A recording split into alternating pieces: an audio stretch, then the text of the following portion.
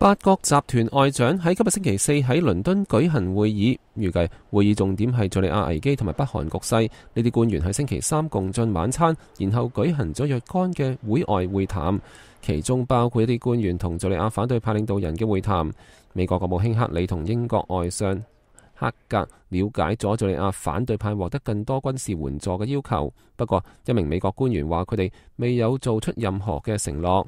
克里同克格將參加本月較晚時候喺伊斯坦布爾舉行嘅敘利亞之友會議，進一步討論呢個問題。